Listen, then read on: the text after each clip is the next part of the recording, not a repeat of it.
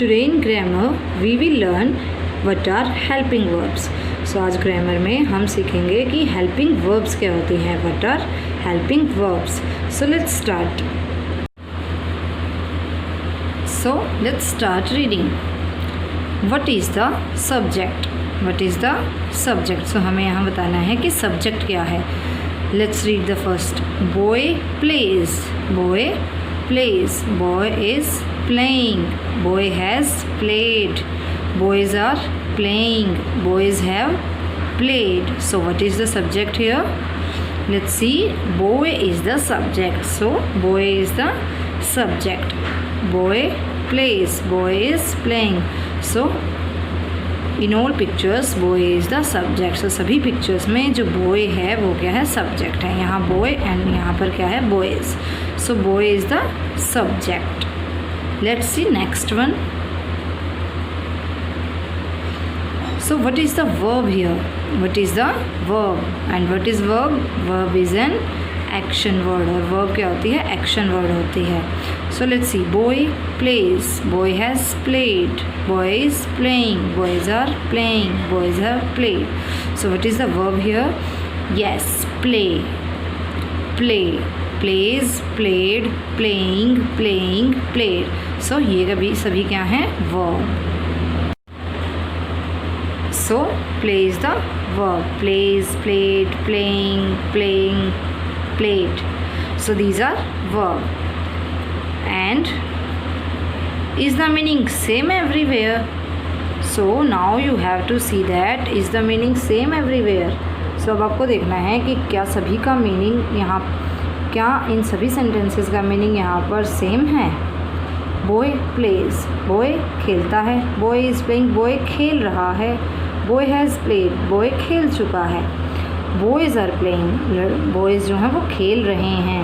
Boys have played, और boys जो हैं वो खेल चुके हैं. So is the meaning same everywhere? Let's सी.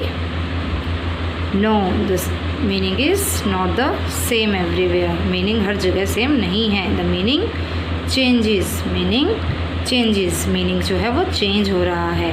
जैसे बॉय प्लेस, बॉय खेलता है. बॉय इज़ प्लेइंग, बॉय अभी वो खेल रहा है. इसमें है वो खेलता है, और ये है कि वो भी खेल रहा है. सो हर सेंटेंस का जो है मीनिंग चेंज हो गया है. सो हेल्पिंग वर्ब्स ऐड मीनिंग. सो इससे हमें क्या पता चलता है कि हेल्पिंग वर्ब्स जो हैं वो मीनिंग ऐड कर देती हैं सेंटेंस में. Helping verbs add meaning. So जैसे यहाँ पर इन्होंने मीनिंग ऐड कर दिया है, सो बिल्कुल मीनिंग जो है हमारा वो चेंज हो जाता है. So these all are helping verbs. जो कि आपको रेड कलर में दिखाई दे रही हैं वो सभी हेल्पिंग वर्ब्स हैं, और जो ग्रीन कलर में हैं वो सभी वर्ब्स हैं. सो रेड कलर वाली क्या हैं? हेल्पिंग वर्ब्स, जो कि इसमें मीनिंग ऐड करती हैं, जिससे मीनिंग जो है वो चेंज हो जाता है. और जो ग्रीन कलर में दिखाई दे रही हैं वो हैं verbs. So students, helping verbs add meaning. So students, we saw some examples of helping verbs. So हमने कोई हेल्पिंग वर्ब्स के कुछ एग्जाम्पल्स देखे. And we also learned helping verbs change the meaning. और हमने ये भी सीखा कि हेल्पिंग वर्ब जो हैं वो मीनिंग को चेंज कर देती हैं. दे ऐड द मीनिंग, और वो मीनिंग को ऐड कर देती हैं. So okay students, now let's move on to the last component, writing and speaking expression. Now I will share you my story and you have to listen it carefully. So students, आपको से ध्यान से सुनना है. So let's start. Now I am going to tell you about an experience when I was in school. So मैं आपको अपने experience के बारे में बताने जा रही हूँ जब मैं स्कूल में थी. So students, when I was in school, I wanted to learn calligraphy. So जब मैं स्कूल में थी तो मैं calligraphy सीखना चाहती थी. Calligraphy is decorative writing. So calligraphy क्या होती है? decorative writing होती है, means अच्छा उसे लिखना. I wanted to learn it and I was excited about it. So मैं उसे learn करना चाहती थी और उसके बारे में बहुत ही excited थी. And I told my parents about my desire. So मैंने अपने पेरेंट्स को अपनी डिज़ायर मीन्स इच्छा के बारे में बताया कि मैं वो सीखना चाहती हूँ. They told me they will find a class and I should ask my friends and look for a class as well. So they told me they will find a class. उन्होंने मुझे बोला कि वो एक क्लास फाइंड करेंगे, class ढूंढेंगे, और मैंने भी क्या किया, अपने फ्रेंड से पूछा और क्लास को देखना स्टार्ट किया. I spoke to my friends and I found a teacher near my house. So मैंने अपने एक फ्रेंड से बात की और मुझे एक टीचर अपने घर के पास ही मिल गया. I went there every Thursday and Sunday. और वहाँ पर मैं हर थर्सडे और संडे को जाती थी. First I struggled a lot. So शुरुआत में क्या हुआ, बहुत ही स्ट्रगल करना पड़ा, क्योंकि कोई भी चीज़ हमें जल्दी से हम पहली टाइम सीखते हैं, फर्स्ट टाइम सीखते हैं, तो उसमें थोड़ा टाइम लगता है. So it was not easy holding an ink pen and writing with an ink pen. So ये बहुत डिफ़िकल्ट था, इंक पेन को होल्ड करना, पकड़ना उसे, और इंक वाले पेन के साथ लिखना. Many times the ink would spill and I would spoil my page. So कई बार क्या हुआ कि जो इंक है वो पूरी स्पिल हो जाती थी, गिर जाती थी, और पूरा पेज जो है मेरा वो ख़राब हो जाता था.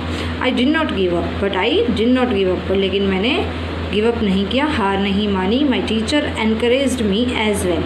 और मेरे टीचर ने भी मुझे एनकरेज किया. I practised it whenever I use to find time from my studies. So मुझे जब भी अपनी स्टडीज़ से टाइम मिलता तो मैं इसके लिए प्रैक्टिस करती थी. I continued the class for 2 months. और मैंने अपनी इस क्लास को 2 months तक कंटिन्यू रखा. After 2 months I learned basic calligraphy. और 2 months के बाद मुझे बेसिक कैलीग्राफी आ गई. So I can now write in decorative handwriting. So अब मैं डेकोरेटिव हैंड राइटिंग लिख सकती हूँ.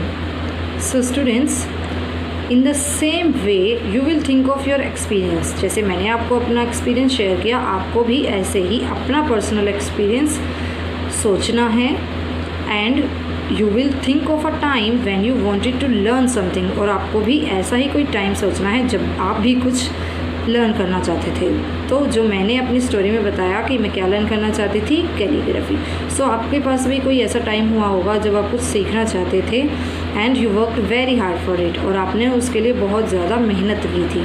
सो आपको भी सेम इसी तरह से अपना एक्सपीरियंस को सोचना है और उसको नरेट करना है. सो आप अपने पेरेंट्स को सुना सकते हैं. सो स्टूडेंट्स, आई होप आपको ये समझ आया होगा और आप इसकी प्रैक्टिस करेंगे. आप भी अपना एक्सपीरियंस, पर्सनल एक्सपीरियंस सोचेंगे और फिर उसके बारे में आप अपने पेरेंट्स को सुनाएंगे.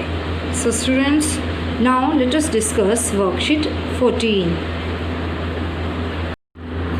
So students, let's see what you have to do in this worksheet. So आपको इस वर्कशीट में क्या करना है? Writing. Draw in the story elements table below for the topic an experience where you wanted to learn something and you did it. So ये story element table है, जैसा कि आप देख सकते हैं story element table है, और इसमें आपको अपने एक्सपीरियंस से, जैसे मैंने अपनी स्टोरी शेयर की, ऐसे ही आप अपनी स्टोरी के बारे में सोचेंगे और फिर उसके मीन्स जब वो स्टोरी जहाँ पर आपका वो पर्सनल एक्सपीरियंस जहाँ पर आप कुछ सीखना चाहते थे और आपने उसके लिए क्या किया. सो आपको अपनी फर्स्ट स्टेप क्या है आपका, कि आपको स्टोरी सोचनी है. फिर उसके बाद आपको सेटिंग, कैरेक्टर्स, प्रॉब्लम, सोल्यूशन, इनके बारे में सोचना है और फिर इनको ड्रॉ करना है. सो फॉर एग्ज़ाम्पल मेरी स्टोरी में सेटिंग क्या थी? होम. तो मैं यहाँ क्या ड्रॉ करूँगी? हाउस. एंड कैरेक्टर्स कौन है उसमें? मी. तो कैरेक्टर मेरी स्टोरी में कौन था? मैं. और आपकी स्टोरी में कैरेक्टर कोई भी हो सकता है, वो आप अपना जो पर्सनल एक्सपीरियंस सोचेंगे फिर आपको पता चलेगा. And then problem. और मेरी स्टोरी में मेरे लिए क्या प्रॉब्लम थी कि मैं वो कैलीग्राफी सीख नहीं पा रही थी. सो मेरे लिए वो प्रॉब्लम थी. और फिर सोल्यूशन क्या निकाला मैंने उसका, कि आई डिड हार्ड वर्क. मैंने बहुत ज़्यादा हार्ड वर्क किया, मेहनत की.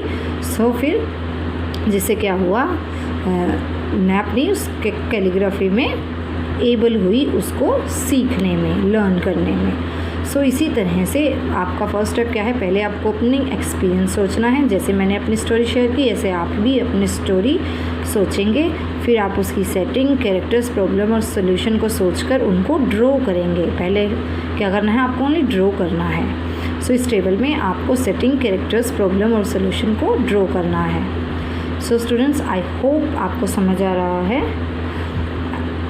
सो students, fill this table from worksheet 14। Worksheet 14 से आपको ये टेबल फिल करनी है, अपने पर्सनल एक्सपीरियंस को सोचकर फिर इसको ड्रॉ करना है। So students, this is your homework, आपको ये कंप्लीट करना है। And now bye, happy learning.